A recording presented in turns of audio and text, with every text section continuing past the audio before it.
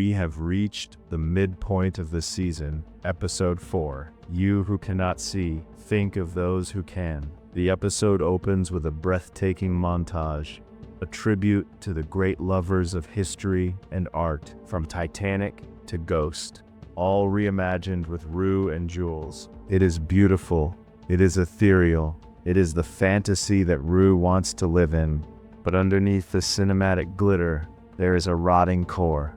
Rue is so high that she can no longer feel the physical presence of the girl she loves. She is hallucinating a connection because the chemicals have stolen the real thing from her. The higher she flies in her mind, the further she falls from the truth. It's Maddy's birthday, and the tension at the poolside party is suffocating.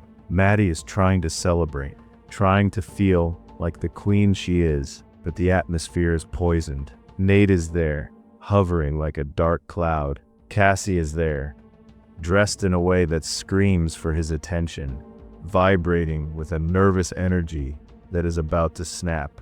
Every look shared across the water is a weapon. You can feel the clock ticking. Maddy is surrounded by people she loves, but she is standing on a foundation of lies. It's a birthday party that feels more like a wake, and the ghost at the table is the truth that Cassie and Nate are hiding. In the middle of the party, Cassie finally reaches her breaking point. The pressure of the secret, the jealousy of seeing Nate with Maddy, it becomes a physical weight she can no longer carry. She drinks until the world tilts. She makes a scene in the hot tub that is as cringeworthy as it is devastating. She is a girl who has completely lost her sense of self. She is spiraling in front of everyone, a neon-lit train wreck, and yet she still looks to Nate for a lifeline that he refuses to throw. This is the moment where Cassie's sweet girl persona is burnt to ash, leaving only the desperation behind. While the kids are unraveling at the party, Cal Jacobs is having a breakdown of his own. He returns to the bar from his youth, the place where he was truly himself for one night. He drinks, he dances with strangers, and he finally comes home to confront the family he has built on a lie. The scene in the hallway, where Cal reveals his double life to his wife and sons, is one of the most raw and uncomfortable moments in the show's history. He is a man who has decided to salt the earth behind him. He urinates on the floor of his own home, a final act of defiance against the perfect life that destroyed him. He leaves, but the trauma he drops on his family stays behind. The episode ends with a sequence that feels like a religious experience. Rue, deep in the throes of a drug-induced vision, enters a church. She sees a choir, she sees a light, and she sees her father.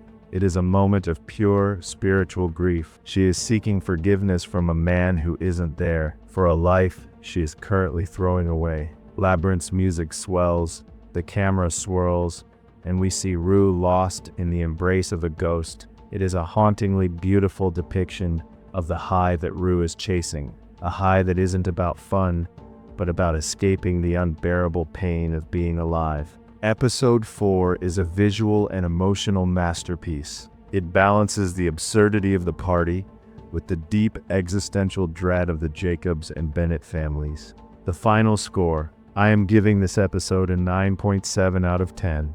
The cinematography and the all for us style sequences are world class. What did you think of Cal's exit?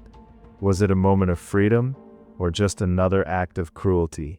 Drop your thoughts in the comments. Don't forget to like, subscribe, and get ready, because next time, everything changes.